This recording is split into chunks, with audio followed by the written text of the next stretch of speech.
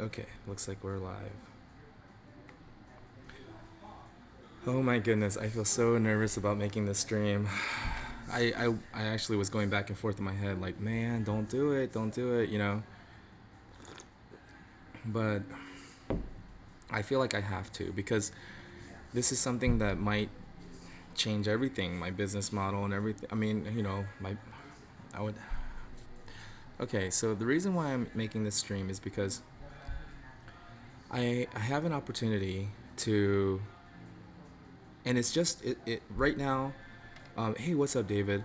So right now, I don't even know how to begin this. Okay, right now, as of now, nothing is changing. Okay, nothing is changing. I am continuing my house call grooming business the way it is. I actually just got on.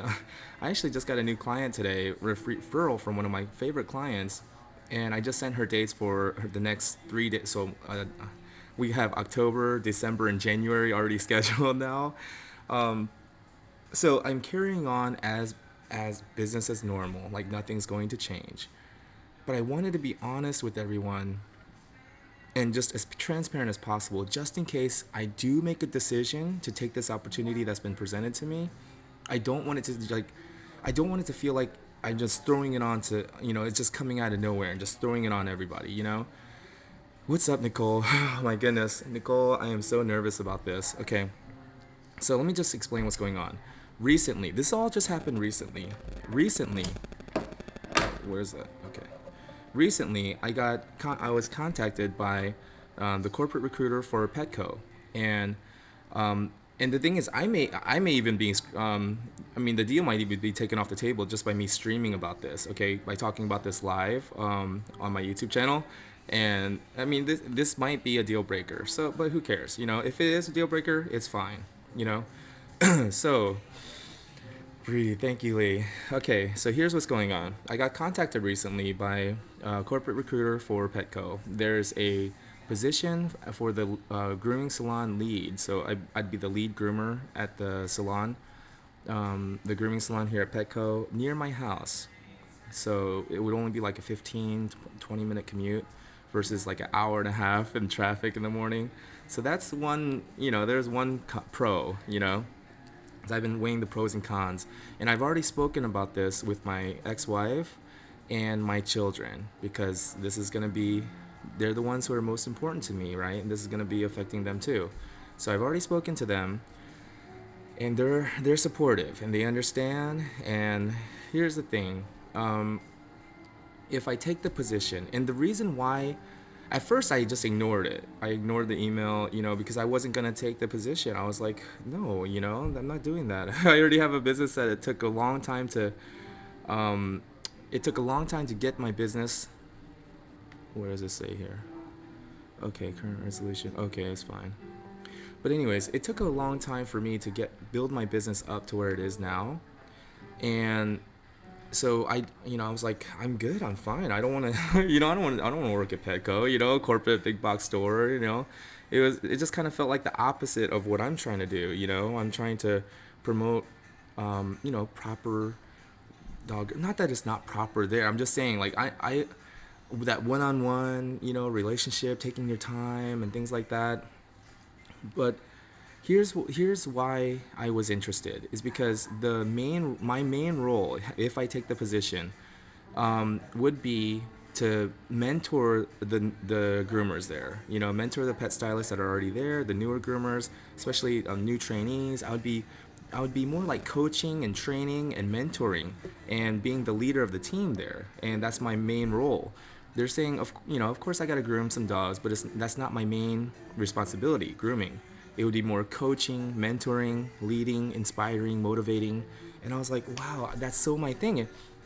And the reason why I even was considering this, and I replied back, was because, and I told them I'm willing to have a conversation about this and consider it because my 8 to 10 year goal is to start a grooming school here in Atlanta, a legitimate grooming school, and that's what I want to do is teach, and pass on this unique set of skills to whoever wants to learn it, whoever has a passion for it, and create more masters, like, and start a school here.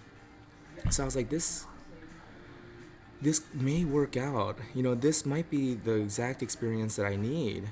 You know, being a grooming salon leader, training, teaching, coaching, mentoring, the groomers there. And I was like, this might be the exact experience that I need in order to, set me up for my next step, which it would, in like 8, 10 years from now, which would be starting my own grooming, my grooming school. So I had a conversation with her, and she explained to me all the responsibilities that I would be having, and it's not any different than what I've done before. I was grooming salon manager for a pet club, also for a private shop called Pampered Paws out in Mesa, Arizona. Um, I also groom's like the ex corporate groomer here. Feel the need to say, don't do it. Okay, awesome, Nicole. Thank you for your feedback.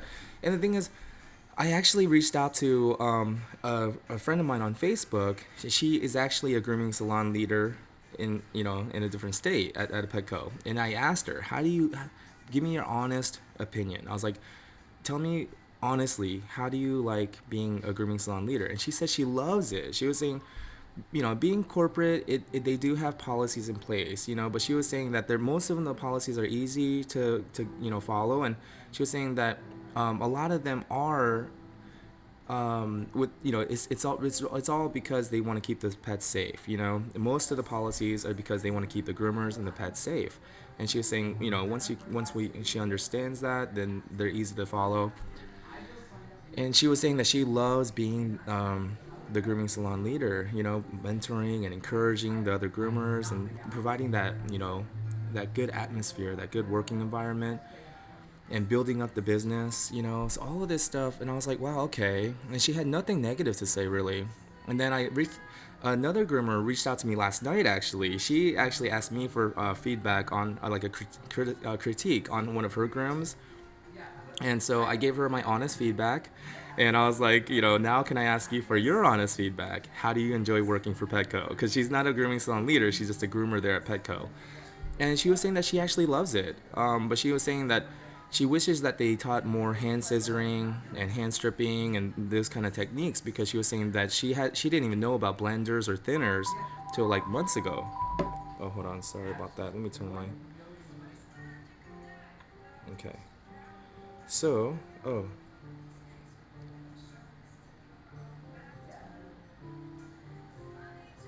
man, one of my clients just sent me a message. Okay, so she's actually one of my favorite clients. So here's the thing. I have an interview scheduled for tomorrow evening because I'm working tomorrow. I have my own business to go run. So I was like, so anyways, tomorrow evening at 6:30 p.m. I'm going to meet with the store manager for a face-to-face interview. And so maybe I'm jumping the gun here. Once I go to the interview tomorrow, they might say, hey, we don't like you. You're not a good fit. So nothing could happen. Maybe I'm overthinking things like I usually do, and I'm kind of over analyzing. But what I wanted to do is like, okay, nothing's actually finalized, nothing's set in stone, nothing has been decided. All that's been done is I had a conversation with the corporate recruiter, and now I'm going to go in and meet the store manager for a face-to-face interview, and that's all that's been decided so far, right? I'm only exploring the opportunity, the option, right? So, nothing could actually happen. Tomorrow I can go in and they might say, we don't like you, or I might say, I don't like this. The only reason why I'm even sharing this right now is just in case I go and I do like the opportunity, and and they do like me and they do want me to come on board. If I decide to take that position, I'm gonna have to disappoint a lot of people, my clients, because I won't be able to continue doing the house calls because I'd be working a full-time job there. And if that happens, like at the small chance that might happen, I wanted to at least come on here and let everyone know what's going on behind the scenes, because it's not like this is something that I've been planning for a long time and I'm just going to throw it on everyone once I make the decision. This just happened recently, and so I'm including you guys, I'm including my clients and my viewers in on my thought process and what's going on within the past like few days. Lee says, since you have an ongoing business, if it's not comfortable, you can say no. Exactly, exactly. And so I do have some leverage here. When I go in there and I don't like some of the policies, really, really, we got a train going by. There's train tracks like right across the street. But anyways, yeah, when I go in there, if I don't like the procedures, if I don't like how if they focus too much on the profits, making profitability, how many dogs can you do, if they focus too much on this and not on the pets and how we're actually grooming the dogs and how the pet groomers, how the groomers are actually treated, if there's anything that I don't agree with, that strongly disagree with, then I'm out. I can just walk out of there because I'm busy the rest of the week, the rest of the month. So it's not like I need to take this position, right? And so I do have some leverage here. David, I really like the idea of you teaching other groomers. I believe that you have a great teaching talent. No, great talent teaching. Personally, I believe that PetSmart would actually inhibit your way of working and your philosophy. That's what I was worried about too. Yeah, I was afraid. I'm kind of worried that. I'm not worried. What I'm thinking is that if I do work at Petco, then they might rush me. They might want me to work faster, just get the dog done, just get it done, and focus too much on profitability. That's not the feeling that I got from the corporate recruiter. They're saying that Petco just got they got new owners now, new ownership, new management, and they're really wanting to focus on redoing the whole thing. Actually, that's why I was actually considering that's why I'm considering going into the interview tomorrow, because at first I was just gonna hear her out. But then she was telling me about the pay scale, what the compensation plan is for the lead groomer. I'm only required to groom like about 2-3 dogs a day, and that's it. The rest of my time would be focused on helping the other groomers, teaching them, coaching them, being a mentor. And so I was like, wow, that's really fascinating, and making sure they're doing well and they're making good income. And the thing is, I would get a percentage of the total sales for the week, even on my days off. Even if when I'm not there, I still get a percentage of the total sales. So, money wise, financially, it was sounded good, and it felt like I wasn't gonna be rushed.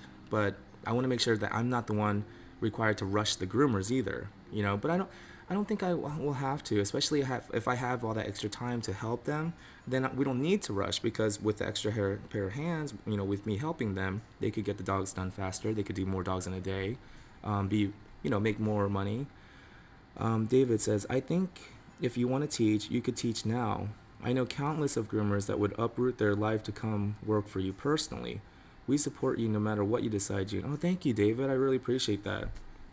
Groomers might go, no matter what they say, at the end of the day, corporate is always about numbers. How many dogs can you cram into your day? Rachel Cypress says, I agree with David. That's why I ended up in house call. Okay. All right. Auntie Sher, why do I feel the need to say, it's all lies, don't do it. Good luck, whatever you decide. Okay. Janine says, go with your heart, Jan. Okay. See, and that's the thing. My older daughter Ava, when I talked to her earlier today, because I was like, Ava, my daughter Ava, she's 11 years old, but I mean, she's like one of the wisest people I know for her age, and so I've always gotten some great advice from her, from her little young 11-year-old mind. So when I asked her, even, she was like, do you think you're gonna enjoy it? She was like, she's like, yeah, the money and everything might be good, and and I was telling her, like, since I have 3 dogs, right, and it costs a lot of money to buy pet food for them, shoot, I spent like $80 on them today just to buy dog food, but and I was like, the flea medication, everything, I was like, I can get a store discount because I'm gonna be an employee there, and I was like, so that's a factor. The fact that I would, my commute, I'm not gonna be driving like, into the city every day, like an hour and a half in traffic in the morning. So I wouldn't be driving so much to get to work. Now these are the pros that I was going through in my head. I get medical, dental, vision. I get the health benefits, 401k. Um, so these are, and the thing is, the only reason why I'm mentioning this because I know it shouldn't be about the money, but I'm a father. I have two kids, and now that I'm going through a divorce, I got to make sure that I can fulfill my financial obligation towards them. And so this is a real concern of mine, and I'm just being honest. I'm just being open and honest, because I don't have health insurance right now. I can't afford it right now, because just and the thing is, I guess I could charge more. I guess I can increase my prices, but I don't know. I feel like I'm already charging a premium, and I don't want to burden my clients either, And so I don't know. Like all of this is kind of going through my head, and I'm thinking, okay, you know, forget about the money. We'll like you said, Greens by Janine, go with my heart. And I like right now I don't know. I feel like I do enjoy doing house calls, being in a private, house call groomer. I do enjoy that, and I love having the time that being able to take my time with the dogs, doing a really good job, and that relationship, that personal relationship that I form with my clients. I love that. I love all of that. But then a part of me is like, how much am I really gaining the experience that I need to be a teacher though, like to actually open up my own dog grooming school? And yeah, because okay, corporate is corporate, like Grooms by Nicole is saying, corporate is corporate, and they are focusing on the numbers. And I was thinking, maybe that might not be such a bad thing for me though, because I'm so the opposite, and maybe that's why I'm in the position I'm in, where I don't really I don't really have a lot of extra income, like extra funds or resources to do much more than fulfill my obligations, my bills, my living expense, making sure my daughters have what they need. And so in all of this, right? And the thing is, like, okay, so my bumper, for example, I bumped into I bumped into a car, so my front bumper is a little bit off, like little flaps are kind of hanging out a little bit, right? Not too noticeable. My rear bumper, I bumped into my tree, in my front yard, and so my rear bumper has a little, tear in it. I don't even have them. I can't afford to repair that. I can't afford the repairs on my bumpers on my car. What's up? How are you? Good to see you not at midnight. Yeah, right? Oh man. Um and the thing is, I just I feel like, okay, what if I get injured, do I even have enough money to pay for my, to go to the doctor even, like, so I don't know. So these are some real but the thing, okay, I can only take so many clients in a day though, because the amount of time it takes me to groom each dog in the home. So, yeah, I'm thinking, okay, so these are some of the concerns that I'm going through. I'm going over in my mind, and then also I'm thinking, you know, would it be beneficial for me to learn and to get a little bit more comfortable with, you know, making sure we meet um, profitability. Like what I'm saying, like, because if I do start a grooming school, right, and all I teach the students is how to groom each dog carefully and everything, and I never actually, um, teach the profitability side and how many dogs they need to groom and how they can groom more dogs in a day and all of this stuff, then am I going to create more groomers who run into the same situation I'm in, where I can only groom so many dogs in a day, and I can only charge so much, before it becomes, out of reach for most people. Um, so because profit isn't all bad, as long as it's not profits over the pets, right? As long as we're not focusing too much on the profits, but making a profit is important, right? Otherwise, you can't sustain your business, right?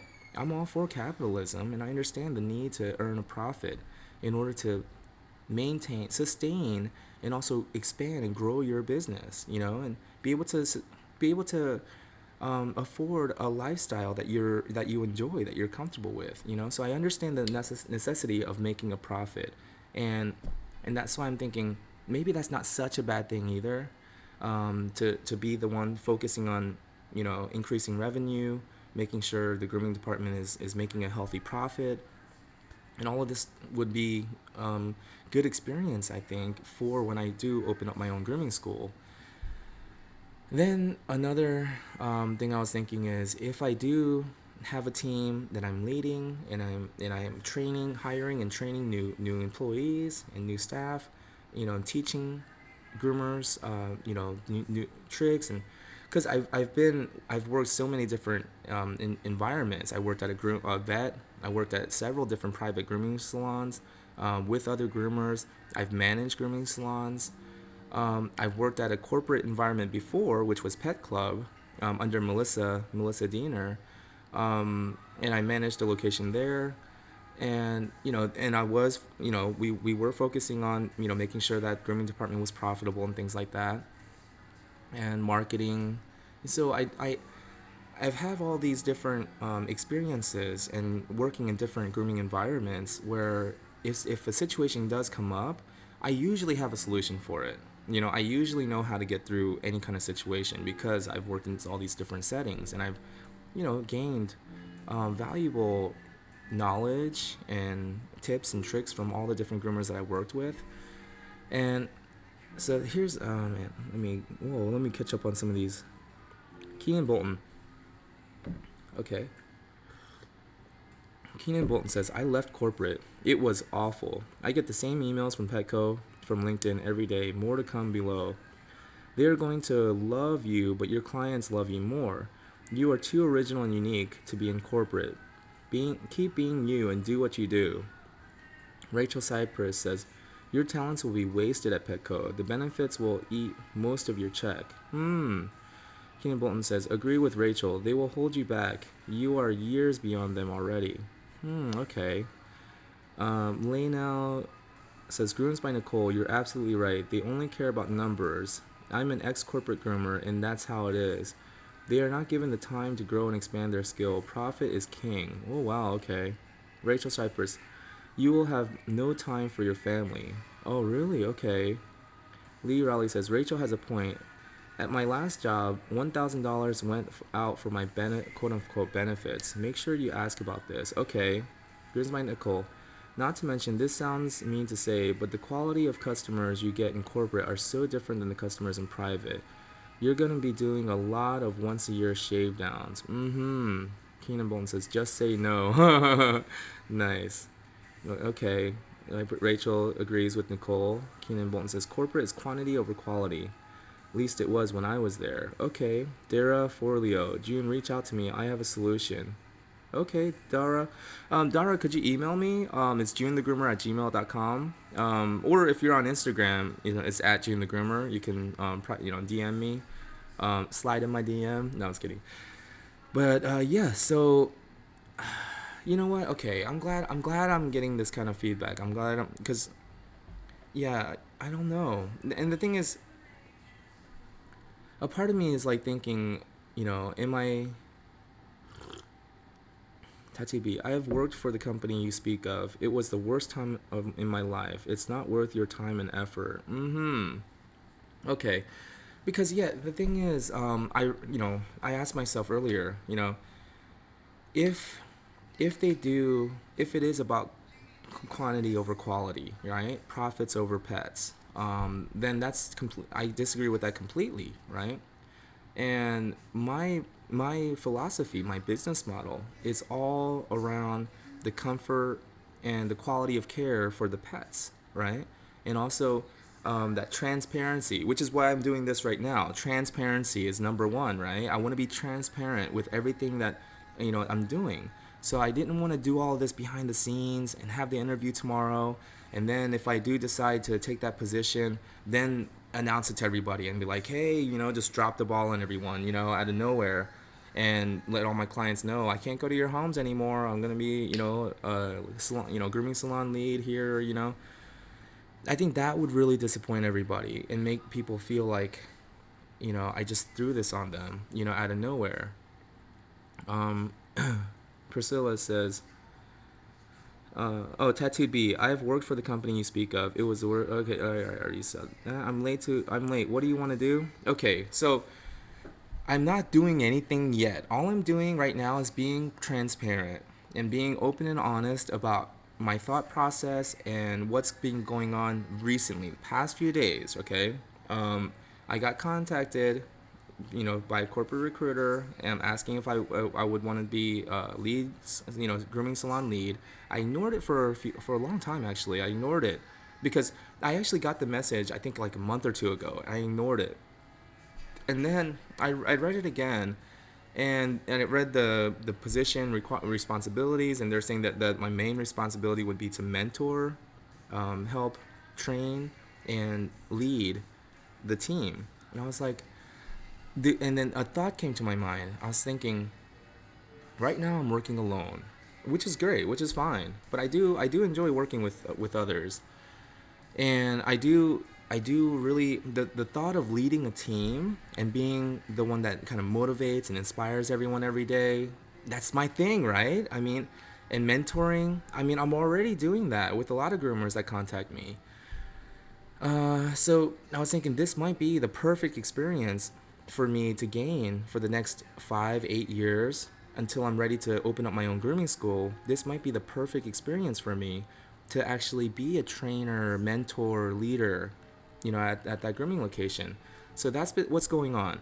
And then, so I replied back to her and I told her, I'm willing to consider, having a conversation with you about this. And so we set up a time and I had a conversation on the phone with her. And during the conversation, a lot of what she said really did appeal to me, because she was saying that it's not about how many grooms I can do, it's not about how much money I can make for the salon, it's more about mentoring and leading the team and making sure they all do well, right? And the thing is, I do get an hourly pay, but the real like the big major source of the income would be the percentage I get. I think she said 10% of the weekly sales, right? Maybe I shouldn't even be saying this. I'm not sure. I mean, but anyways, and so that's why it would be in my best interest to help the groomers grow, right? And help build their clientele and make sure they're making a lot of money and they're doing well, because by helping everyone in the salon, I'm helping myself, right? Because I'm my income that I would get from the percentage of everyone's sales would go up every week. And so that's why I was like, oh, this is really interesting. This is an interesting proposal, right? There's an interesting opportunity. And so tomorrow at 6:30, and this just got decided yesterday. So yesterday is when we confirmed that I'd be meeting with the store manager tomorrow at 6:30 p.m. And I mean, who knows? I might get a message in between then, in between now and then, saying, "Hey, we saw your live stream on YouTube, and you've divulged too much. You said too much, and now offers off the table. We're not no longer interested in meeting with you." I might get that kind of message, and that's fine, because like I said, I value being transparent and open and honest. I value the relationship I have with my clients and my supporters here on YouTube. I value that much more than the interview tomorrow. So, but let's just say I go into the interview tomorrow and I like all the information I say. I like the vibe I'm getting from the store manager, and I actually take the position. I want to make sure that everyone knows the thought process that went behind it and why I actually did it. Be, you know, but here's a real possibility. The bigger possibilities. I go in tomorrow and we disagree. We disagree on the process and the philosophy and everything, the approach, and I walk out of there and I continue my house call grooming business as is. Nothing changes. That's the real possibility. So why am I even doing this? Why am I even making this announcement? Because there's a small chance that I might actually take the position. And if I do, then I want everyone to know what happened and what led up to that. That's all. Let's see here. Wow. Let's see. Oh my goodness. Okay, so Priscilla, I'm late. So I answered Priscilla's question. That's what's going on here. That's what I'm thinking about. Lenal, is it Lenal? Says, I worked for a very successful and well managed corporate salon, amazing leader, team, and request clients, but you don't have time to polish your craft. They stretch you thin and burn you out. Ooh, okay, okay. Keenan Bolton says, exactly. We care about the comfort of the pets and quality of their grooms. They will have you pushing the groomers to do more than what they are capable of. They will burn out in no time. See, I don't want to do that, you know? David says, thank you, June, for sharing your thought process behind this decision. It really helps us all that you put yourself out here. Well, thank you. I'm like, oh my God, I was so nervous. I was like, even when I was like typing this up to like set up the stream, I was like, you shouldn't do this. You shouldn't do this. Don't let everyone know. I was like thinking, what if I go in tomorrow and I walk out, or they tell me, get out of here. We don't like you. And I was like, then I'm doing this for nothing. I'm just making people nervous and just making this whole announcement for nothing. Like, it's no big, like, just keep it quiet. Just keep it quiet. Keep it to yourself. But that's just not me. I don't feel comfortable keeping secrets. I don't feel comfortable keeping things, like keeping things away from my client, especially my clients, because this decision will really affect my clients. They're gonna have to find another groomer. I won't be able to go over to their house. I mean, the thing is, I'd be working 5 days a week, so I'd have 2 days off every week, right? But I need at least one day to see my family, to drive up to Tennessee, to make that 4 hour drive up there, 4 hour drive back. I need at least one day to go up and see my daughters. I need it. I need it. I will literally go crazy if I don't see my daughters once a week. And so I'm willing to make the drive up there. It's no problem. I'm getting used to it now. It's fine. So that leaves one other day. So that means that in a month, I can do maybe 4, 5, maybe 6 clients. But that means that I can only keep 4 to 6 clients. And the rest, the 34 actually, because I just added a new client. My 34 clients. So 34 minus 6, how much is that? So 28 clients. I would have to let down like 25 to 28 people, my clients who have supported me. So yeah, so that's why I'm struggling with this. It's like, just in case something happens tomorrow at the interview where I do take the position, I want my clients at least to be able to go back and see this and see the thought process and why I took the position. It really is for my future. I'm thinking about my future. I'm thinking about the school that I want to build. I'm also thinking about my daughters. I'll just be honest. I'm thinking about my daughters because I'm thinking, like, you know, yeah, like, I don't know, saving the money on dog food, because getting the in-store disc. I mean, I'm being shameless here. I'm just being completely honest. Saving the money on buying dog food, right? Because I would get the employee discount on flea medication. On treats and toys. Sometimes I get my dogs treats and stuff. So the savings there, right? Getting the employee discount. Um, as embarrassing as that is. And also, the commission, getting the percentage of the weekly sales. So if my team does well and I help my team do well, then I get paid better. So having that extra money to put aside for my kids, in their future. um, so I'm thinking about my kids. I'm thinking about my future, and that's why. But here's the thing: I can still do that with the business I have now, you know. And I'm sure I can look into getting just private health insurance for just myself, because my kids and my ex-wife, they're covered. So and they're in Tennessee, and I'm here by myself. So I'm sure I can find affordable health insurance for myself if I looked. Because the last time I looked, I was looking for a family of 4, and it was out of our budget. But now that I'm just single, I'm sure I could get health insurance just for myself. And let's just be honest. The bumper on my car, I'm sure I could keep putting money aside and fix the bumpers. But I just feel like, why why fix the bumpers? I mean, I don't need nice bumpers for my car to run, efficiently. I just need to do oil changes regularly, take care of it. um Yeah, and so yeah, I mean, so the money, let's just put the money aside because I'm already, because when she told me about how much I'd be making a week, I was telling her I'm already making that, you know? So I don't really need to take that position in order to make that income.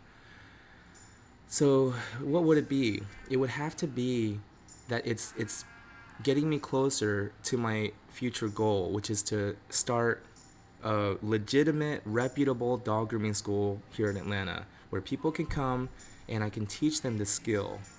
You know, not just the skills to actually groom a dog, but marketing skills, branding skills, you know, everything that I've learned so far in running my own business, managing other salons, working in other salons, and watching how they do it. So all of these, my bag of experiences that I have, being able to share it with my students, which is also why I joined Toastmasters because I want to be a better presenter. That way, you know, when I have a classroom full of students, I don't want to fumble around and act like an idiot, you know, and get goofy and make stupid jokes, you know. I mean, let me get through all of that now at Toastmasters and refine my skills. And that way, when I in about 5, maybe 8 years from now, when I do start my own school, I will be professional. I'll be able to present in a professional manner and be composed. You know, I'll have the skills ready at that time. And so that's what I'm thinking. What is house call right now? What I'm doing, driving to each client's homes and grooming privately in a private setting on my own. And it's not like I can hire people to come in, you know, because I'd be bringing a stranger pretty much into my clients' homes. And I've already tried emailed my clients before when we were thinking about adding an employee to help me do the dogs faster because an extra set of hands would help me do more dogs. And a lot of them expressed some concern and you know some discomfort with the idea of me bringing an extra person in their home. And I get it. Completely understand. And so, you know, I feel like grooming on my own, and is it really getting me the experience that I need to teach a classroom full of students, or it would being the lead salon, you know, the leader at the salon at Petco, working with the team of groomers, encouraging them, mentoring them, coaching them, giving them feedback, you know, critiquing their grooms, making sure, you know, they're getting more skilled, and you know, it would that help. And I was thinking like, you know, the thing is, before reading all of these comments, though, these comments are helping a lot. Trust me, David, Tattooed B, Grooms by Nicole, Priscilla, all of you. I mean, everyone who's commenting right now and giving me a lot to think about. This really is helping me because I'm rethinking it. I'm rethinking it because I'm thinking, if they really do push me, or at least put pressure on me to put pressure on the groomers to do more dogs, you know, without considering the time that they need to take in order to keep the dogs comfortable and safe and actually provide an excellent quality groom for the clients. If this is not the case, if they're going to be pushing me just to do more quantity over quality and profits over the pets, then forget it. I'm not interested. You know, like, because that's not gonna help. That's not gonna give me the experience that I want to teach my students, my future students in my future school. It's not gonna give me the experience that I want. The yeah, the kind of experience that I want to teach them. It might be better just to stay and do what I'm doing now for the next 5 to 8 years, right? Um, Let's see, Tattooed B. If you decide to do this, the best thing to remember is that you can quit. Yeah, but the thing is, how many times can I do this to my clients? Because I moved out to Arizona once before and I stayed out west for about 2 3 years, right? 2 3 years, and then I came back 3 years ago, and you know, luckily I got most of my clients back, and they referred me to new clients, and so now I got my business established again. It took about a good 6 months to a year, but now I'm established again. I got a good business going. But you know, so I've been doing this house call thing for about 3 years now with my clients. If I drop them again, and they have to find another groomer again. And then I decide to quit because I'm not having the experience that I thought I would have at the Petco. Then, to email them back and say, hey, never mind. I changed my mind again. Can I come back over to your house? I don't know. Just thinking about it, if the roles were reversed, I'd be like, dude, when are you gonna make up your mind? How many times are you gonna do this to us? No, I've already found another groomer, and we're good. I might feel that way. You know.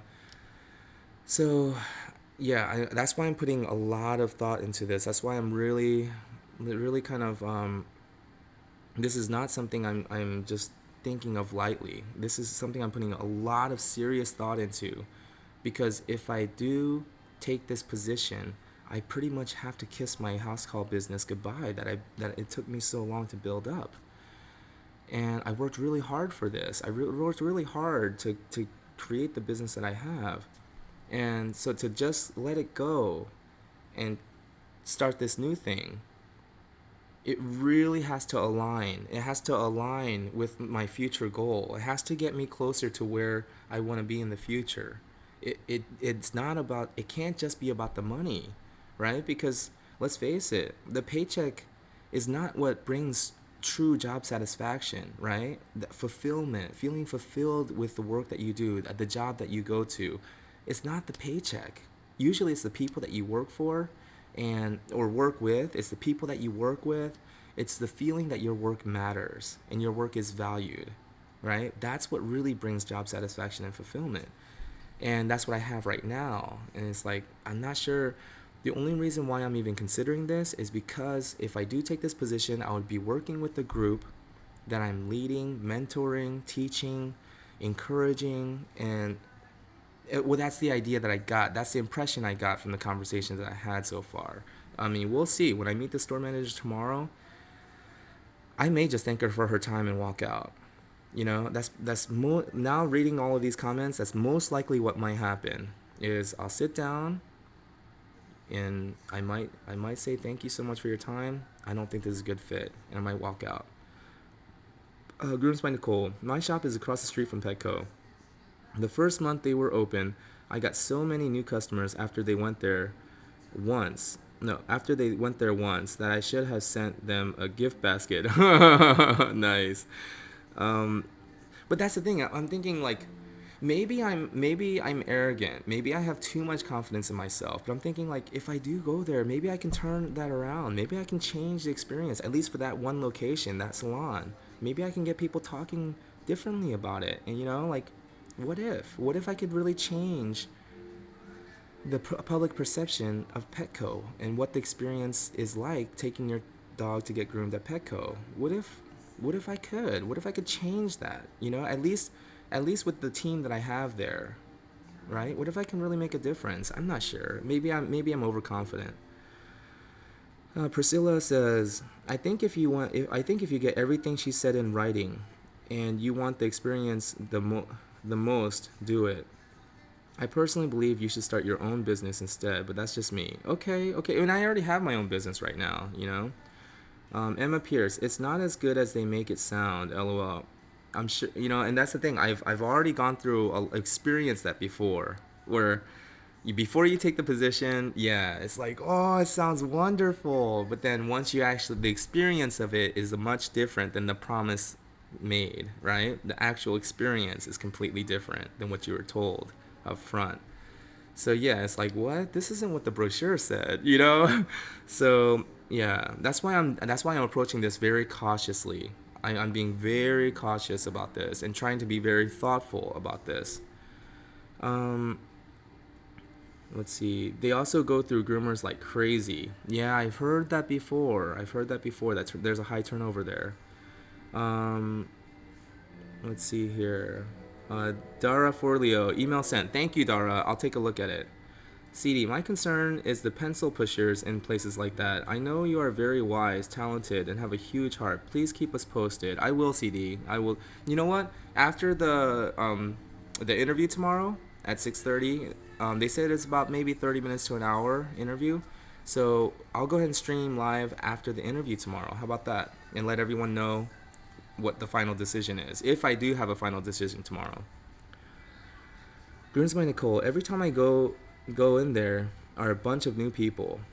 Yeah, yeah, and the thing is, just to be honest, whenever I look into the grooming area, you know how they have the windows, it doesn't always look like they're happy, right? I mean, and it's just my opinion, but it just feels like they're not happy. They're not smiling, and it might be because they're focused, right? They're very focused on what they're doing. They're concentrating. You know, maybe that's why it looks like they have a frown on their face. I don't know, but you know, just this impression I got is like, oh, they don't really look like they're happy to be there. But that's why I was thinking maybe this is an opportunity for me to see if I can change, to see if I can be the one that turns it around, you know, see if I can be the one that brings light into that place, you know, and like help people feel inspired and motivated to come to work every day and feel valued, feel like, oh, my team leader actually values me. He actually cares about my work and how I'm feeling. And he has lots of tips and, you know, tricks up his sleeve, and he's always, you know, so helpful and teaching me new things and teaching me how I can do things a little bit better. Like, you know, what if I could be that guy, you know? I don't know, maybe I'm being overly optimistic, right? Priscilla says you could potentially build great relationships and change lots of people's lives with grooming, but corporate is strict. I think you have the knowledge and heart to do your own thing and build your own business. Okay, all right, Priscilla. Emma says there's not enough time to develop your associates as they make it sound. Okay. Rachel Cypress says you'll likely not be allowed to have such a big social media presence. Yeah, yeah, they did say that. You know, I mean, she was saying like, yeah, she doesn't think that there's, you know, I'm gonna be allowed to video or film in the salon, which is fine. You know, because my real goal, if I do take this position, my main focus was not to use it as a platform to, build my own brand on social media or anything, or keep making videos. My main focus was going to be on uplifting these groomers, you know, encouraging them and teaching them skills that they might not know. Scissoring skills, how to do the Bichon head, how to do different poodle top knots, because, you know, depending on the shape that you're going for on the poodle top knot, the scissor angles and everything is going to be different, right? Teaching scissor angles, scissor techniques, you know, all of that, you know, like where the lines should be, you know, the structure of the dog. And, you know, like I was thinking like maybe I could really turn it into like a mini classroom, you know, every day. But, you know, like you said, it's a corporate structure, so I may not be able to do that. And if it's not the image that I have in my head of what I could turn the salon into, and the kind of leader I could be to the groomers there, my team, yeah, if our philosophies don't align, then I'm not going to take the position. Keenan says, they make it sound quote unquote wonderful. Then you start and see it's not how it actually is. Okay, Rachel is right. They will not allow you to talk about the company at all on social media. Which is why I'm saying by doing this live stream, I might get a message saying, you know what, we saw your live stream on YouTube. You said too much. Forget it. Don't come to the interview. And I'll say, okay, great. You know, thanks for your time. Kathleen Smith says, careful, don't sign a non-compete agreement or compromise your media exposure. They might insist on that. Well, and that's the thing. I told them on my days off, if I do choose to continue doing house calls, right? If I want to continue doing house calls, because there's a few clients who I have a really good relationship with and I love their dogs. I mean, you know, I don't want to play favorites or anything, but I'm just saying like Teddy and Wally would be one of them, you know, Royce and PJ, you know, Emmy, Nikki and Bo. I mean, there's Bella and Bree, Watkins and Baxter. I mean, that's already 5, like, just off the top of my head. I mean, there's a lot of these dogs that I don't want to give up. I want to continue grooming them. It's, you know, and so I told her, I told the lady on the phone, like, you know, what if I wanted to continue doing house calls on my days off? And she said, that's fine, because the location is near my house, you know, and I'm up in North Georgia. I drive down into the city. So she was saying, you know, it's just too far of a distance for it to even matter, you know, so I can continue doing my house calls. But the problem is I won't be able to do all of them, maybe just 5 or 6, you know, because I'm only going to have 2 days off a week. And one of those days I want to make sure I have time for my family. So, yeah, But they did say that, I won't be able to video in the location or anything. That's fine. I don't care. Here's my Nicole. Rachel is right. I'm almost positive that they have a social media policy. Yeah, they do. They do. I know people that have been fired for posts. Oh, wow. Okay. But, I'm not sure if you guys noticed, but, I couldn't care less. Okay. Keenan Bolton says, order from Chewy and do automatic shipments. You get a discount. Oh, okay. There's a solution. There's a solution right there. It's like, but the discounts though. Anyways, CD, I love how honest and open you are. Thank you so much. Oh, thank you. I appreciate that. That really helps kind of ease my anxiety right now, because I am feeling like my client's gonna watch this and they're gonna think that I'm about to jump ship again, and I'm not. I'm not. Most likely, nothing's gonna happen. I want to make that very clear. Most likely, nothing's gonna happen. But the small chance that I have a great conversation with the store manager tomorrow, and things, because they're saying a lot of things have changed with Petco, and they're readjusting everything. They're like redoing their whole business model about surrounding pet grooming. They're trying to fix the. They're trying to what do they call it? They're trying to like boost the public image. They're trying to what do they call that? Rebrand themselves. Because I mean, let's just be honest. There's been a lot of bad press. As far as Petco grooming is concerned. I've seen the videos. You guys seen the videos. We've seen the news articles and the news stories about dogs being killed and injured there. Let's just be honest, right? And so they're trying to rebrand, and she told me that they're specifically trying to focus on the quality care of the pets and all of this stuff. And so I was thinking, okay, I could get behind this, I can get behind trying to, reorganize the business model and try to, refocus our energy and attention on the quality care of the pets, and the treatment of the groomers, right? And we'll just see. We'll see.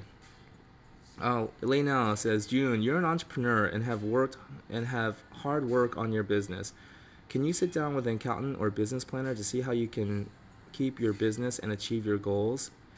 Yeah, I do have an accountant actually, and he is really helpful. He is very helpful. So yeah, I mean, and thing is, I'm not in like any financial bind. I'm not in financial trouble right now, and I am able to pay my bills, and it would be nice to have that disposable income, so if I do need to, if I do decide I want to, repair my bumpers, bam, bam, bam, bam, bam, no problem, like, I don't know if you guys watch Chris D'Elia, the comedian, he says, it doesn't make a dent in my bank account. I want to get to that level, where if I wanted to go out and just bam spend some money, just let the dollar bills fly, it won't make a dent in my bank account. But that's just me being selfish, that's just me being like, I should be grateful that I'm able to provide for myself and my family, my dogs. I'm able to buy them good dog food, so I should be grateful, for what I have, rather than think that I'm not on Chris D'Elia's level. Doesn't make a dent. Anyways, let's see here. Grooms by Nicole. They will definitely make you sign a non-compete. A girl at the salon I worked at had to bring in a statement from a local shelter where she volunteer groomed, saying that she wasn't being paid because they threatened to fire her over it. Wow. Keenan Bolton. You have more control of your schedule now and more free time to work on your future school and time with your kids than you would if corporate. Okay, that's something to consider. That's definitely something to consider. Because, okay, so I'm saying that the reason why I'm even considering taking this opportunity, or even exploring the opportunity, is because I'm thinking it might align better with my future goals, right? Of starting my school, and also I'm thinking of my kids' future. And what Keenan is saying is that right now, with the business that I have now, it might be better because I have more free time to plan for my school and spend time with my kids. Great point. Great point. So Kathleen Smith says, what about having a grooming truck that you would be mobile and separate from your client's home? Less cleanup and you could bring helper or a hands-on student with you. Yeah, yeah, but and I'm not opposed to it. It's just that my credit my credit right now, and I don't have like funds like saved up. And that's why I actually started a Citibank accelerated savings account online, and I'm going to start putting away money. And the interest rate, I believe right now is 2.22, or is it 2.36? Because it was 2.36 when I first opened the account, and then I logged back on and I saw it was 2.22. So I know the interest rate fluctuates, but as long as it's over 2%, I'm gonna keep, it's good, right? And I'm gonna keep putting money away, as much money as I can, into that savings account. And so that way, for the next 5 to 8 years, maybe even the next 10 years, I'm not gonna touch it. I'm not gonna pull any money out. I'm just gonna keep letting the interest accrue. That way, the accumulated interest, the compounding interest over the next 5, 10 years, I'm gonna have that money ready to use as a deposit to open up, to put on a deposit on my school, if I get a retail location or whatever. So that's my plan. So right, and the thing is, yeah, just to be honest with you, I don't know if I can afford, or I don't think I can get the financing approved to actually get a mobile unit. So, and right now, this is working out fine, because the thing is, I kind of like the fact that my clients, I'm in their house and they can just come in and check up on me anytime. I kind of like that. I like transparency. It's just whenever the dog it complains or starts crying, or makes a yelp, when they start yelping and stuff like that, because I'm working on like the paw, when the paws get nasty and matted, I'm trying to work out the mats and everything. Or the tail, some dog, like today I was combing out a lot of mats and everything from the tail, and he was, I wasn't even combing the tail most of the time. I would just hold the tail and get ready to comb, and he would start yelping and spinning. And so I like the fact that if they hear their dog, yelping or protesting, they can come in and see what's going on. There's nothing to hide. I do like that. Um, let's see here, and I love having conversations with my clients too. If they do want to stick around, stay and watch, I love the conversations that I have with my clients. It really builds that rapport, right? And the more my clients like and trust me, that transfers to the dog. The dogs can feel how their owners feel about me. And if their owners like and trust me, that encourages the dog to like and trust me as well. Even though I'm doing things that they don't like clipping and filing their nails, cleaning their ears, doing all the stuff that they don't like. Let's see here. CD, I work with the Petco leader, quote unquote leader. She has her own store but works at the same place as me part time. Oh, okay, interesting. Interesting. So she's a Petco leader, but she has her own store and she works part time. That's interesting. Dominique says, if I live closer, I would love to mentor with you. What you're doing with grooming is my dream. Oh wow, Dominique, thank you. Lee Riley says, that's for sure. Job satisfaction. Yeah, right. Feeling like you're part of a team that values you, that your work matters, liking the people that you're working with, this is where I think job satisfaction comes from. Auntie Cheryl, Google their grooming reviews and also make sure they won't force you to sign a non-compete agreement in case you need to groom on the side to make ends meet. I did Google and I did not like some of the but most of the bad reviews were about customer service. It wasn't about their dogs getting hurt or injured or anything like that. It wasn't the bad reviews weren't related to how their dogs were treated. It was related to how they were treated. It was poor customer service, rude, kind of unattentive, unhelpful, kind of cold and distant, uncaring, this kind of stuff. So I was thinking, when I was reading the bad reviews, I was thinking, I can work with this. I mean, it's just an easy fix. Like it's a simple fix, but not easy. Simple, but not easy. But yeah, I mean, I can really work on.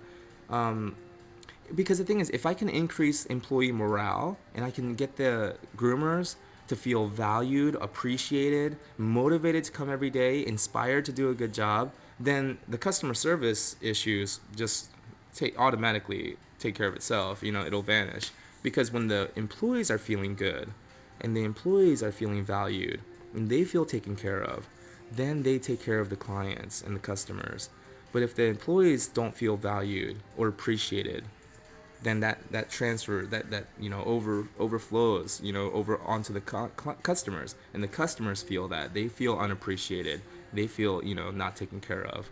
So I was thinking, as long as I go in there as a really like a good mentor, somebody that they can look up to, somebody that they can feel appreciated and valued by, and I let them know, not just by the things that I say, but how I treat them every day, show them that I appreciate them, that I value their work, that I value them as people, and I'm there to help, and they feel taken care of and appreciated and valued.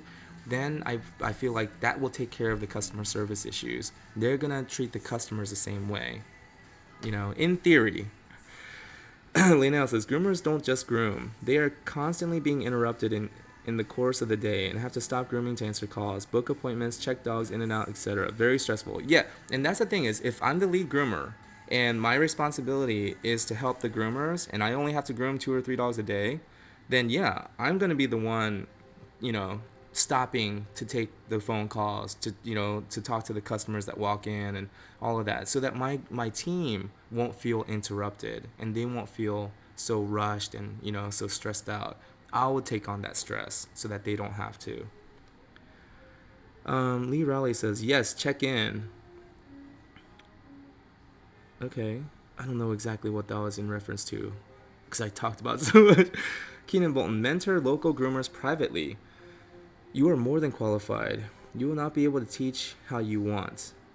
There, okay. That's an idea. That's an idea. Patty Simmons, June, I don't think you'll be happy doing this. The job is stressful enough, but the owners are a nightmare, just saying.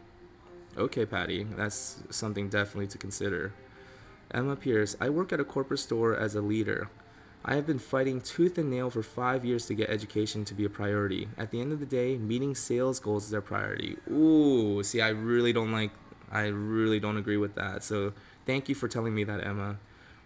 So she says, I don't see you being happy in a setting like that. Yeah, because from the impression I got from the conversation, I thought that I could really focus on education, like in teaching them, techniques and skills that they might not have, scissor skills, blending and thinning, breed profile, breed, how to modify breed standard to fit a pet groom, to fit the pet owner's request, and still honor the breed standard, but modify it for a pet trim, and little time saving tips and things like that, but still do a good job.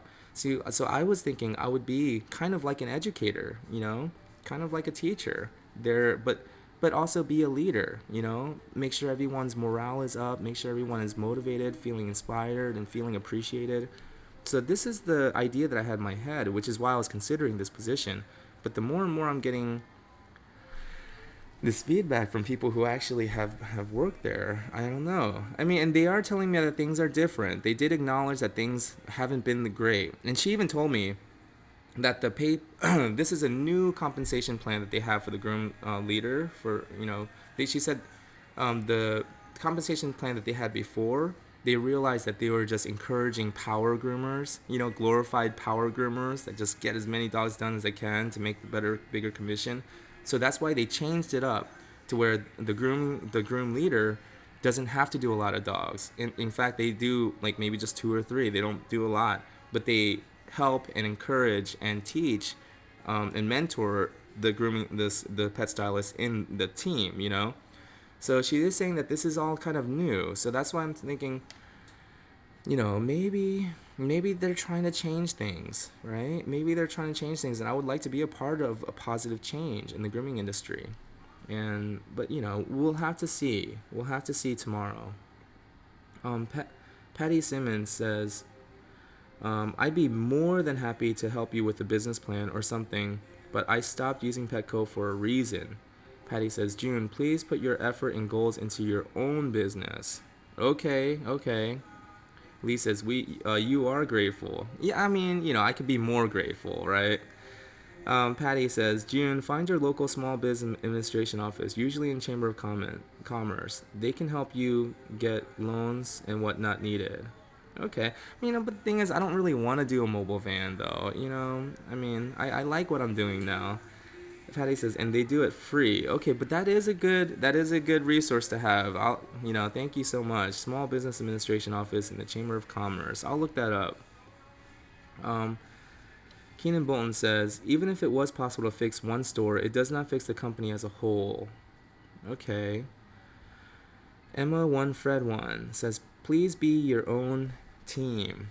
Patty has a great idea. There's a lot of help and you deserve it. Don't give up on your principles. You need to teach. Okay. Well, and that's why I thought that this might be a good opportunity to at least explore, because I might be able to teach this team of groomers there, right, at the location. Keenan Bolton says, you are like the Yoda of house call. Stay house call. Oh, the Yoda I am.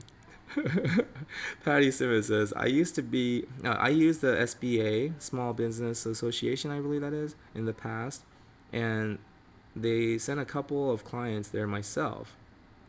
Oh, I've used SBA in the past and sent a couple of clients there myself. They are a wealth of experience, insight, and knowledge. Okay. Thank you so much, Patty. I really appreciate that, seriously. Greens by Nicole, Keenan is right. You should offer private mentoring or even teach classes at local salons. You have the credentials to back it up. Do I, though? Do I? Because I've never competed in a grooming competition, I don't have any certifications or any letters behind my name. I'm not like a NCGMG or whatever, I don't have those letters or certifications. I'm not a certified master groomer with any of the organizations. So maybe that's why I kind of second guess myself. Like, do I really have the credentials, to do that, teach classes at a local salon? I don't know. All I have is my experience, for the past 10 years. CD says, I have sent 2 replies about Petco. I can tell you didn't even see it. I can tell you didn't even see it. I have sent 2 replies about Petco. I can tell you didn't even see it. Huh. Did you send it just now? Because, yeah, I'm not really checking anything other than here. But, yeah, I guess if you have, CD,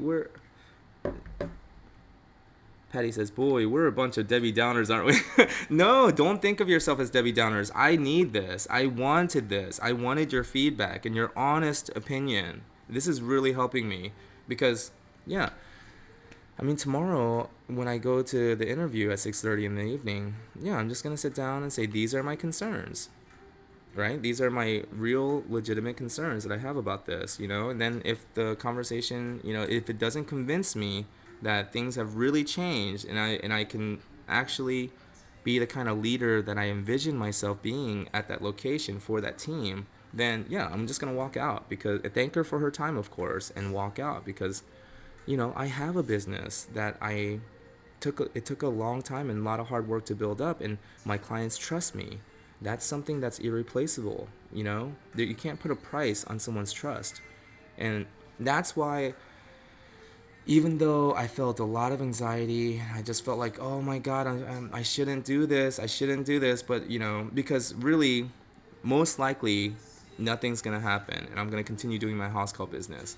But just in case something happens, I felt like I need to at least let people know what's going on right now. I need to be transparent, because of the trust.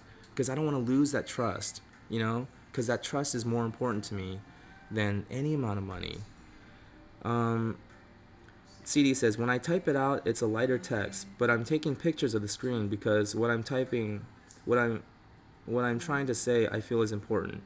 Yeah, CD, I guess, because I'm reading all the comments as they come in, and I'm not really seeing yours. But, I did see your earlier comment where you said, I work with the Petco leader. She has her own store, but so I did read that. And then, yeah. But, yeah, And feel free to email me as well, junethegroomer@gmail.com. I would really love and appreciate any kind of feedback or any information that you can give me. Lee Riley, yes, but you have experience. Yeah, right. And they say there's no substitute for experience, right? Hours on the mat. Grooms by Nicole, you have reached so many more people through your channel than you would in that one corporate salon. Okay, that is something to consider. Patty Simmons, open your own store and become a teaching salon. Oh, right? Maybe like a training facility almost. That's an idea. Kathleen Smith, I didn't see it here, CD. Yeah, I mean, I don't know. Maybe I don't know. Maybe there's like a filtering thing or automatic filtering thing. Did you say like F Petco? Did you use profanity? um, Patty Simmons, CD. I looked all the way back and there's nothing showing. Try again. Yeah, either try again or just private message me. I'm on Instagram at June the Groomer. I'm on Facebook at June the Groomer. Or just email me junethegroomer@gmail.com, and I'd love to hear your thoughts. I will take it into serious consideration. Um, Keenan Bolton, love Patty's idea. Oh yeah, open up my own store. Maybe in like rather than just continue like rather than make it a 10-year plan, maybe in 5 years from now, open up a location downtown near my clients so that my clients can actually bring their dogs to my shop conveniently. Like a convenient location to where most of my clients are down in the city. That way they can bring their dogs to me and I can train people there at my salon that I open up, like a real retail location. That's an idea. Patty, yes. Kathleen Smith, yes, I like Patty's idea. Patty, I may owe you some royalties.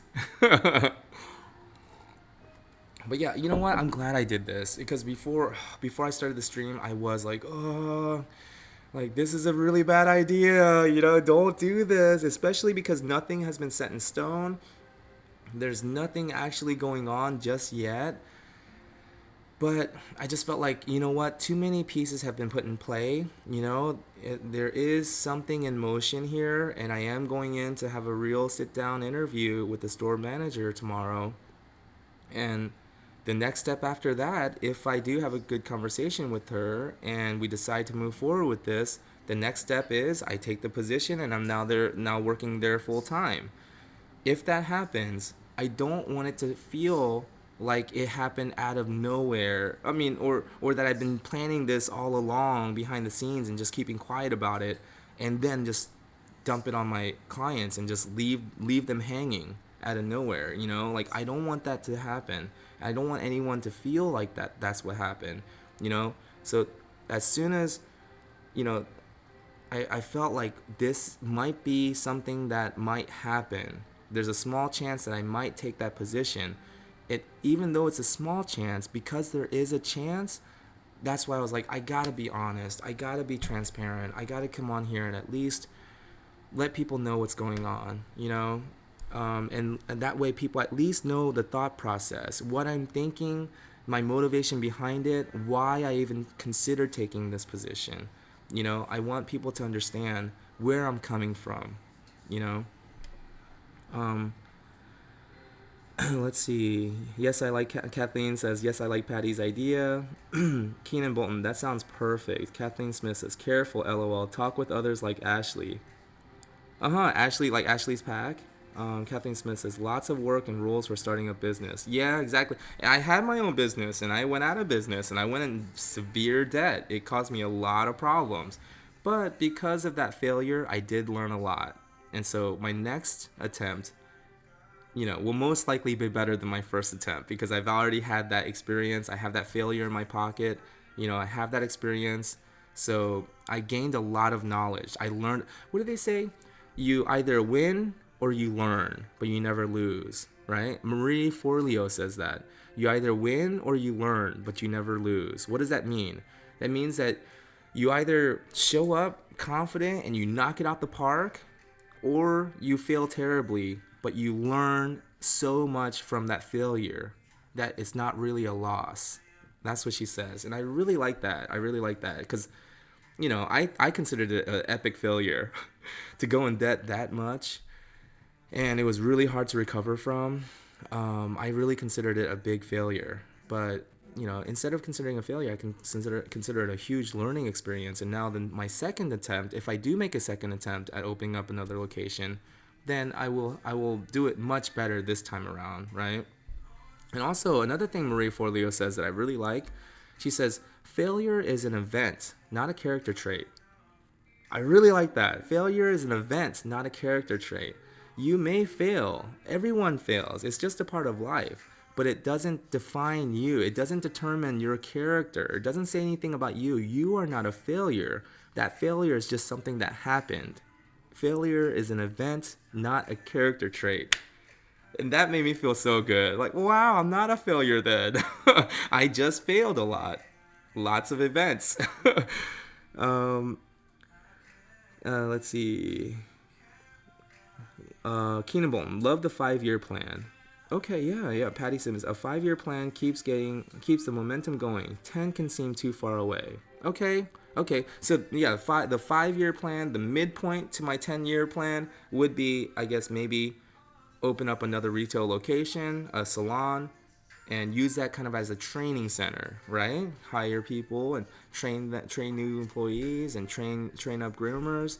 That way, and also my clients, I already have an established clientele that can just bring their dogs to me at that location. Yeah, and then maybe run that shop for about 5 years, and get it up and running. Once it's like a well-oiled machine, and I don't really have to be there so hands-on. Maybe having a salon manager, a lead groomer of my own at my own location.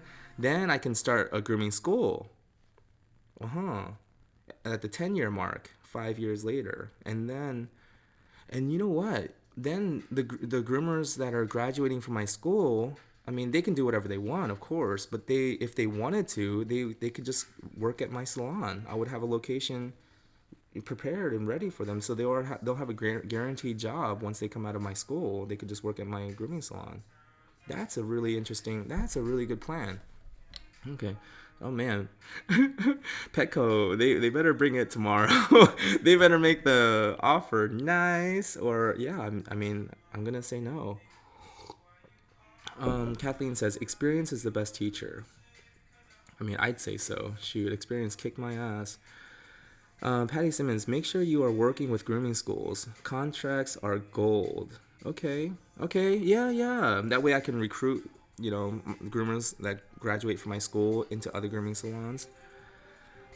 Patty says, nothing is ever a fail if you learn. Exactly. Oh, and there's another good quote. I can't remember who said it, but they said, we would learn from our mistakes if we weren't so busy denying them. Own your mistakes. Take responsibility, full accountability for your mistakes, and admit your mistakes. Because the more we deny them, we can't learn from them. Kathleen Smith, yep. Emma 1, Fred 1. Patty has such a great idea. You are going to hate the restrictions that corporate put on you. You are a free spirit and with the kind soul. You are a free spirit with a kind soul and mountains of talent. Wow, thank you, Emma. Wow, Emma 1, Fred 1. So you guys are tied. Emma 1, Fred 1. That's a great relationship right there. You guys are tied, even. Patty Simmons says, now put all of this in your goals. Okay, perfect. Yeah, write it down, my goals. You know what? I think the decision has been made in my mind. I mean, I think, because I've already, they've already made a commitment, a time commitment, and we've agreed on a meeting time. I'm not going to be disrespectful. I'm going to show up at 6:30 for the interview tomorrow.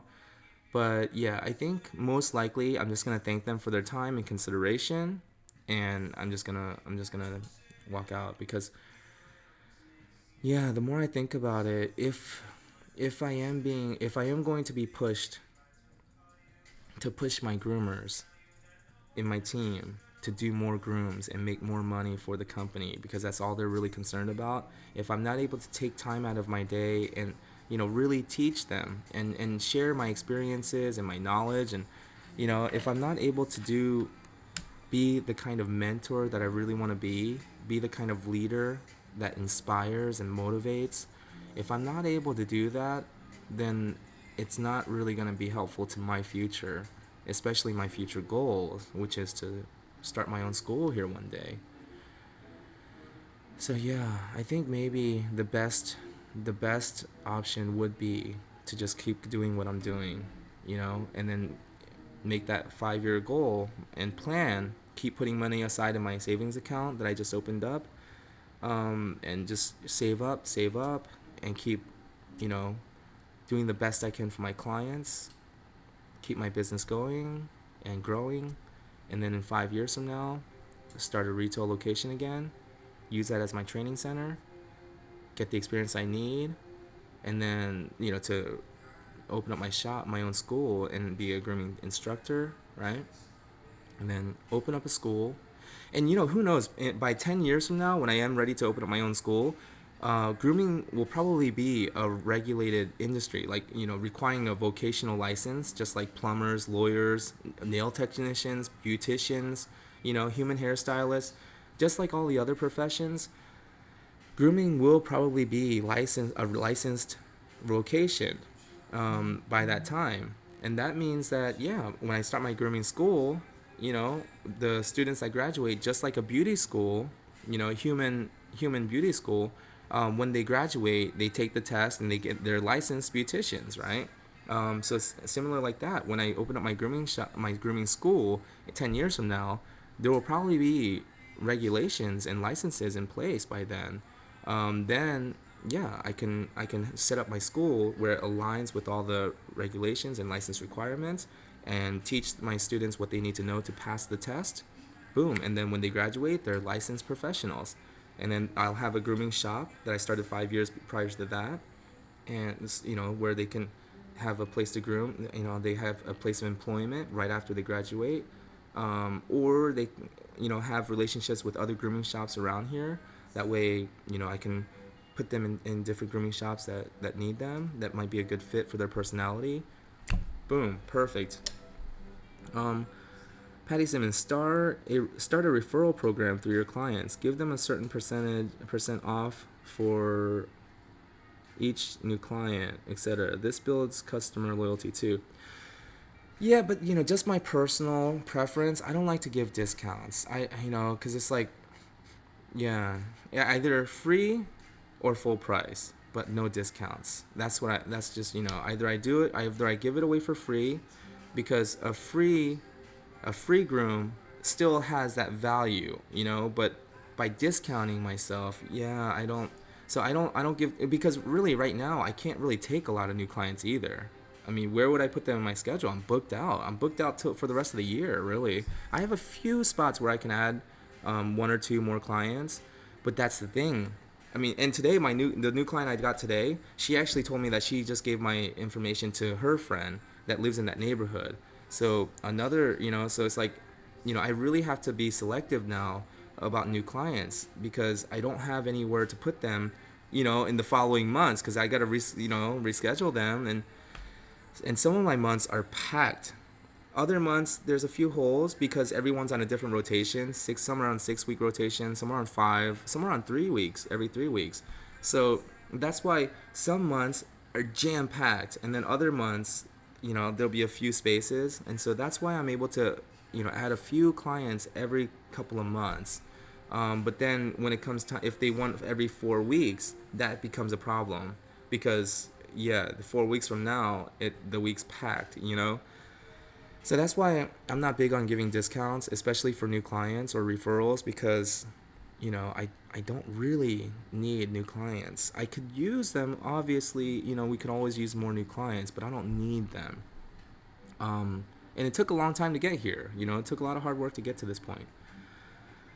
Groom's by Nicole, agreed. It's almost guaranteed that by then licensing will be established. As soon as one state passes it, the rest will follow like dominoes. Exactly. And that way, it'll be much easier to build a school, because then I can work with the State Department and make sure my curriculum matches the license requirements, and boom, I'm good to go.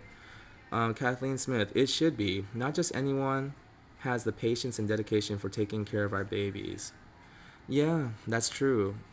Anyone can pick up a pair of clippers, but not everyone has the patience to work with the dog, especially when they're being uncooperative. And for good reason. We're messing with their feet. We're messing with their nails. We're messing with their bum area, you know? Like, they're like, don't do that. Don't touch my tail, you know? And it's like, buddy, I have to. I gotta comb out your tail, you know? And we just gotta be understanding and be patient with them, because we have to understand that we're the ones messing with them. They're not the ones giving us problems. If anything, in their mind, we're the ones giving them problems. They didn't wake up that morning thinking, I'm looking forward to my groom today, you know? In fact, my client today, she was actually getting her hair cut. Her hairstylist came over, and so she's in the other room getting her hair done by her, hairstylist, human hairstylist, and I'm in the other room grooming her dog, right? And I was telling her the difference. The difference is yours was voluntary, his was not. You wanted this to happen, he didn't. That's a big difference. And when your hairstylist says, can you tilt your head, or can you put your head down, you're willing to do it. With your dog, it's a different story. So we have to really be patient with them and encourage them to cooperate with us, earn their trust, earn their cooperation, right? And that takes time, especially when you're dealing with a dog, because they're like little children from a different country, right? They don't speak our language. They don't know our customs or traditions. They don't know why we're doing what we're doing to them. And they don't even understand what we're saying to them most of the time. So I always want to talk in a pleasing tone. Even when he, snaps or, yelps and turns, or, is pulling his feet away. It's like, I'm sorry, buddy. You're doing a good job. Thank you for being patient with me. Just these calm tones, and saying nice, pleasant things to him. Good boy. I appreciate that, and just work with them. But the thing is, the more I do that, the less and less they fight every time I go. And then the first groom that initially took like 3-4 hours, it only takes like half the time, an hour and a half, 2 hours, but it takes time to get there, and then it becomes routine and they get much better. But you can't get there if you break that trust by getting frustrated or, overly aggressive, by being forceful. You're never going to get there to where the dog willingly cooperates with you. It actually gets to the point where you have to use more and more restraint. You got to be more and more forceful each time, because every time you show up, the dog shakes and they're now ready for war. They're ready for battle because they remember how it was the last time. And then they're going to put up an even bigger fight. Then you got to use even more restraint, more physical, more force. And then it gets to the point where the dog, every time they see you, they're just like, like, let's go, buddy, shoot, catch me outside. How about that, So yeah, we don't want it to get progressively worse. We want it to get progressively better, and that's why I want to take the time each visit, each appointment, and work with the dog, and be patient and be pleasant. So they have a good experience. And after the groom today, even with the new client, I mean, he came up and licked me and gave me kisses, even though some parts of the groom he didn't like and he was scared, but I calmed him down, took the time to reassure him, told him he was doing a good job, But yeah, you're right. Now that I'm thinking about it, the corporate environment probably would not be very accommodating to that kind of approach. If anything, they want more restraints, right? More physical restraints, which is not what I agree with. Let's see here. Lee Rowley, discounts can cheapen things. Yes, exactly. I say full price or free. I don't do discounts. Patty Simmons, then going to Petco is really counter to your goals, right? Yes, I think so. This conversation has really helped me see that. Kathleen Smith, see, your business is booming. Keep it up. Thank you, Kathleen. Lee Rowley, now that is success. Having to be selective with your clients. Yeah, that is, right? Shoot, I've made it. No, I was kidding. I'm kidding. Patty says, June, you're already halfway there. Maybe you just needed to see it yourself. You're already in demand, so why would you mess with a good thing? Exactly. Well, because for me, I like to believe in synchronicity. I like to believe that things don't just happen at a coincidence. Even the word coincidence means that two angles coincide. It's a mathematical term, right? So they align perfectly. So I was thinking maybe this opportunity is coming to me at this time to help prepare me to be a teacher, to be a grooming instructor, to lead a classroom and teach, by leading this team. I was like, maybe this is put in my path for a reason, and that's why I was willing to consider it and have the conversation. And now I have a point, interview lined up. But now thinking about it, Patty, maybe, maybe, maybe this was put in my path just to get me to see clearer what I already have and what I need to do next. Maybe, because this conversation really has cleared things up for me. Patty says, I had to ask to make you think. Thank you, Patty. I appreciate that. Patty says, see how passionate you got? Yeah, yeah. And I feel excited. I feel hopeful for the future now. Oh, man. Lee Raleigh, you're the dog version of the cat daddy. His whole approach is from the cat's point of view. He is connected to the feline spirit, but he owns dogs. Oh yeah, Jackson Galaxy. Yeah, I actually watched a few of his shows. I like him. I like his style. Forgot his name. Yeah, and I like his approach because it's a very similar approach that I take with the dogs. I try to see it from their point of view, and I try to see, like, from their perspective, what does this feel like to them, right? And then try to make it a little bit more, a little less scary, a little less overwhelming and stressful for them, because we do have to clip their nails, whether they like it or not. It's for their health. It's part of the groom. I do have to comb and get in between their paw pads, even though they don't like it sometimes, and they squeak and scream and squeal sometimes, and they yell and protest. They pull their legs away, they tuck it, they move. Sometimes when I'm trying to scissor around their ears, they'll move like that because they don't want me messing with their ears. But even though I have to get it done, I don't have to get it done in a way that overwhelms them or stresses them out too much and makes it a horrible experience for them, right? I can do it in a way where they start to understand, this is what he has to do. And it actually feels much better when it's done, Once all the matted hair and everything is out of their paw pads, the reason why they protest, the reason why they don't like it is because it's already hurting them. That skin is already compromised. The mats are already pulling at their skin. And that dead hair that's turning brown, that's introducing, the bacteria and all that, and that's making their skin irritated and red. So that area of their paw pad is already feeling uncomfortable and irritated. It's already, overstimulated and hurting them. So by getting in there and getting that out and clearing it all up for them, I'm actually providing them with relief. But they don't know that. They just know that it hurts, and that when I'm messing with it, it hurts a little more.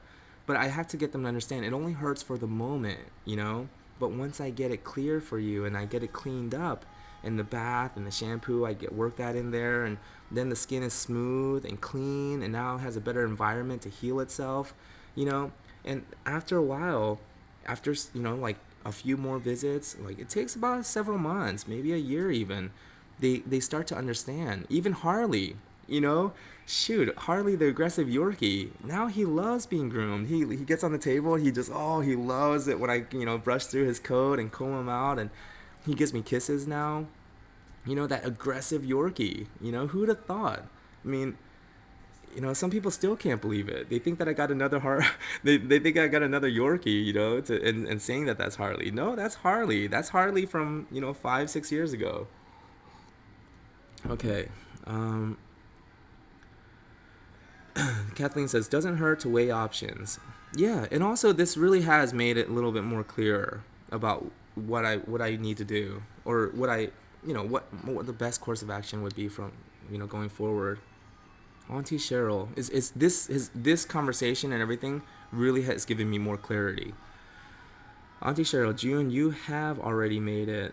You just need benefits. Maybe a part-time gig with benefits. Nah, I don't really have time for that either, though. I don't really have time for like a side gig or anything. Plus, I have my dogs. Oh my goodness, I gotta get back and walk my dogs. It's already 8 o'clock at night. Shoot, I gotta go back and walk my dogs. See, I got my 3 dogs to take care of. I really don't have time for a side, like a part-time job or anything. Crystal says, I'm trying to start up my own grooming business because of you. Oh, nice, Crystal.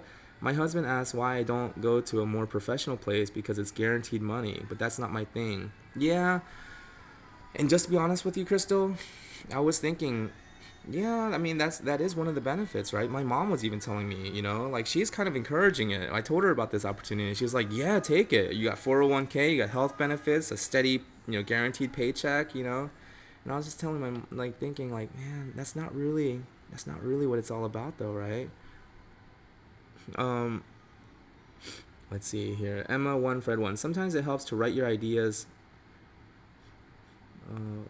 your ideas on paper. It helps with focus. Yeah, exactly, because you can see it, rather than it just all swirling around your head in a big confused jumbled mess. You actually see it, and now you can organize your thoughts. Um, Lee Rally, exactly. And the Guardians are skeptical until it works. Okay. Auntie Cheryl says, yes, pros and cons on paper. Perfect. Emma1 for everyone. Always write in pencil so you can refine your ideas. This is exciting. Oh, okay. That's a good idea. Because I usually write with pen. But yeah, pencil so I can refine it. Okay. Crystal LaCroix. I had to take a regular non-grooming job a few weeks ago just for the money in a bind. And I hate it. I can't wait to leave so I can just do what I want. Nice, right? And what is that quote? Bob Proctor, I heard it from Bob Proctor. If I want to be free, then I've got to be me. Not the me that my family wants me to be, not the me that others expect me to be. But if I want to be free, I've got to be me.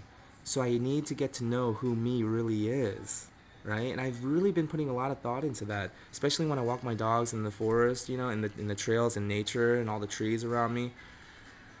I ask myself, who who is me? Who am I really? What do I really want? Let me really get to know me. Who is this me? You know? Because if I want to be free, then I've got to be me. So I better get to know who me really is, right? Um, Keenan Bolton, if insurance is an issue, can you get it through healthcare.gov? Yeah, that's actually where I went to look for healthcare. But the last time I looked, I was looking for a family of four, and it was out of our budget. But not like I said, now that I'm single, I'm by myself. My wife and kids, well, my ex-wife, is up in Tennessee, and they're covered under the healthcare there. So my wife and kids are covered, and so I just need to get personal insurance for myself, just one person, and I'm sure it would probably be much more affordable. Patty Simmons, June, I think you have a clear idea of what you want. Not chatter. I think you have a clear idea of what you want. Ask other business owners about how they're get their benefits. Usually they're available through your local chamber too. Ooh, okay. Okay, the Chamber of Commerce. Perfect. Appreciate that. Sorry, spacebar is acting up. No, you're good, Patty. I understood exactly what you're saying. But yeah, I appreciate that. I'm gonna look into that then, really, the Chamber of Commerce, and see what they have to offer as far as health benefits are going. Um, you know, and I have been eating much healthier. I've been cooking salmon, steak, vegetables. Cooking at home, eating breakfast at home. Because I would go to the gas station and just get whatever gas station food for breakfast and get coffee. But now I wake up early enough so I can walk my dogs and cook myself a good, healthy breakfast. Cook some eggs. I eat an avocado. Eat a yogurt. The Greek yogurt. To help with the probiotics. And I take Centrum one a day. Men's one a day. So get the multivitamins. I've been really trying to take better care of myself and go to the gym. Regularly. So make sure my body's healthy. So yeah, I've been doing what I can on my part to make sure I'm healthy. But having that health insurance would be a nice little safety net as well. Crystal LaCroix, I'm seeing a lot of signs around me that point to doing more of why I love, and so I feel like it's a sign. Maybe this whole conversation that I'm having and what I'm going through right now, maybe this was really, maybe this is to help you as well, Crystal. Yeah, it's not just about the paycheck. It's about doing what we love, doing work that matters for people who care. Um, Lee says, I gotta be me. I've gotta be me. What else can I be but what I am? Oh, Sammy Davis Jr. My weird music brain strikes again. Nice. I don't know that song, but that's awesome. I gotta be me. I've gotta be me. What else can I be but what I am? I like that. Crystal LaCroix. That's that I need to do this more than what I'm doing. That I need to do this more than what I'm doing. Yeah, I mean, and just getting a clear idea, like they're saying, write down on a piece of paper with pencil, not a pen like I do, but with pencil, write down your ideas and start really writing down a plan with action steps you can take, right? Maybe like a daily goal, and then a weekly goal, and then a monthly goal, and that way you can keep yourself accountable. Patty Simmons, there are no coincidences. We are where we're supposed to be right now. I believe that. I really do. Lee Raleigh, it's old, way before you were born. Oh, okay.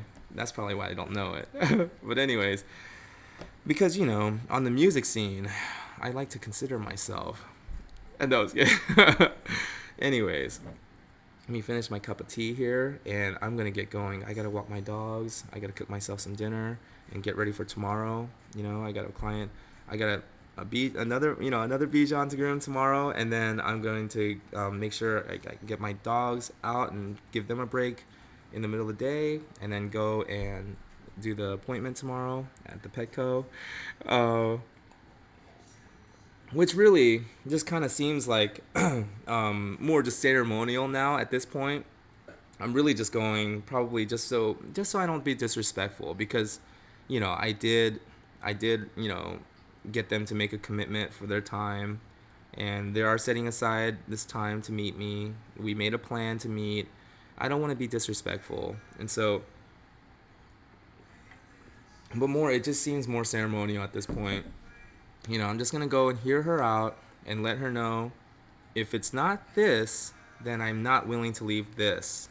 And make it very clear what this is, what I need this to be. If it's not this, then I cannot leave this. I'm unwilling to. And then I may just thank her for her time, say thank you so much for your time, thank you for your consideration. I enjoyed exploring this option with you, but I gotta go. I got to go. Peace out. Keenan Bolton, don't forget we are all imperfectly perfect. You are an inspiration to more than you know. Thank you so much, Keenan. I really appreciate that. And I'm so imperfect. Oh my god, I am so imperfect. I am embarrassingly flawed. But what really gives me hope is the idea of the diamond. The fact that the lab created diamonds cannot be called fake diamonds, because the chemical makeup, chemically speaking, what makes a diamond, they're the same as a real diamond, as a natural diamond, I should say, right? Because they're real diamonds too. The lab created diamonds are real diamonds.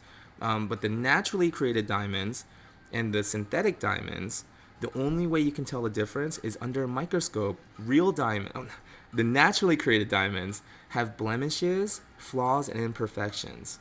That's what makes them so unique and precious. That's why lab created diamonds are much cheaper than a natural diamond, right? And a natural diamond took a long time and lots of pressure to create. Therefore, I really take inspiration from that. And I consider myself, and I consider all of you, diamonds. More precious, more valuable than any gem or diamond that you'll find on the market, right? You're more valuable and more precious than the most expensive diamond you'll ever find here on Earth. And why? What makes you so special? What makes you so precious? Your imperfections, your blemishes, and your flaws. It makes you unique, right? I'm a little bit more flawed than most, and I've made a little more failures than most. I'm embarrassingly flawed. Let's just put it that way. But I take comfort in the fact that that's what makes a diamond so special, right? And I'm not supposed to be like anyone else.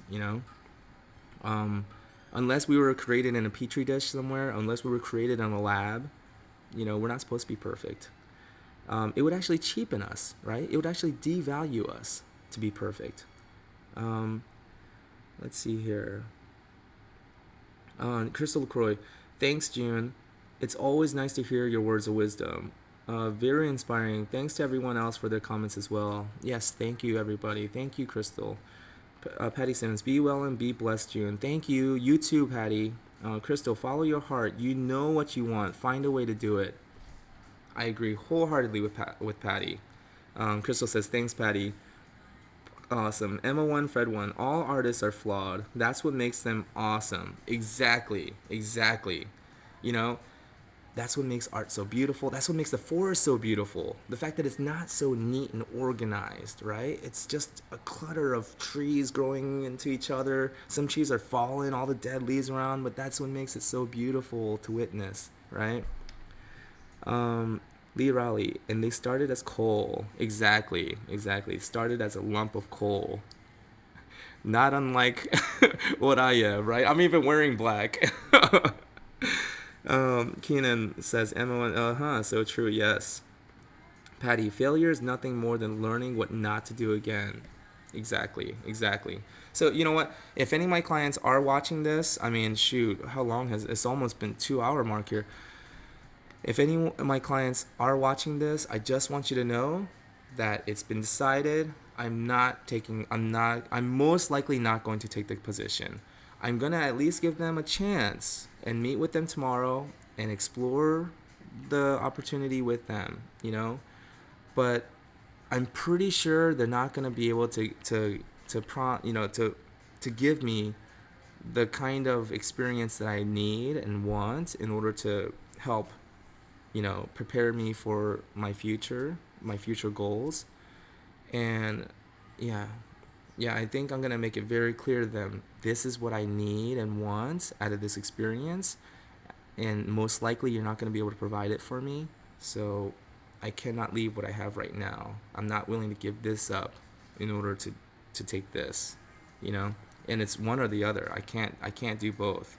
I'd either working full time here, which means I got to give up what I have now, or if I decide to continue to do what I'm doing now, I can't take this. I can't take their offer. So I have to choose. I have two options right now, and I think the better option is to stay with what I've already created, what I've already built, and continue doing this, and then make plans to slowly but surely in 5 years from now start a retail spot again, open up a shop, and then use that as a training center, kind of, and service my clients, take dogs in and groom them and build up a team, a staff, and then, get a groomer that I trust and have them lead the team, be the salon manager with a team of groomers under them, assistants, bathers, a full staff. And then I can then step away from that and start a school, you know? Keenan Bolton, if your clients are watching, you just made their day.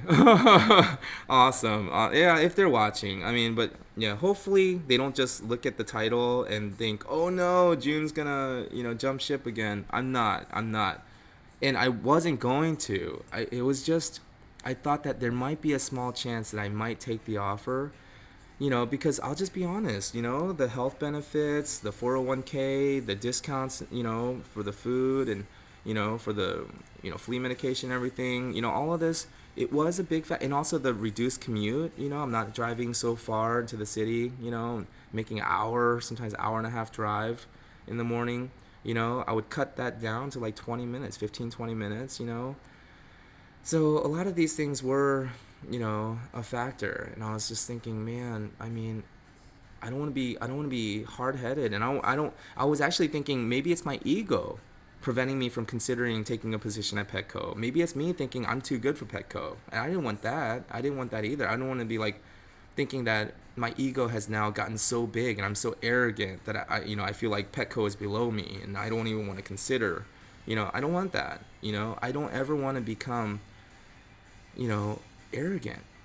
I want to stay humble, and I want to make sure that I consider all options, and not feel like I'm above it. I'm too good for that. I just was thinking, is it possible that it's my own ego telling me that I'm too good for Petco.